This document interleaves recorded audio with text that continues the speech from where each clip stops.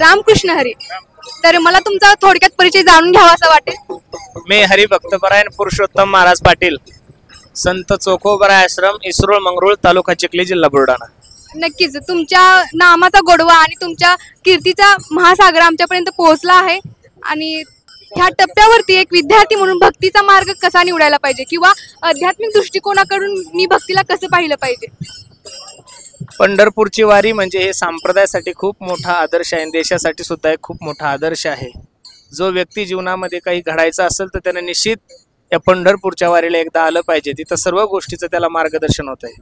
असं असताना तुम्ही आमच्यासारख्या विद्यार्थ्यांना काय सांगाल आणि अध्यात्माकडे आम्ही आमचा दृष्टिकोन कसा बदलला पाहिजे आणि त्यामध्ये कसं अग्रेसर राहिलं पाहिजे.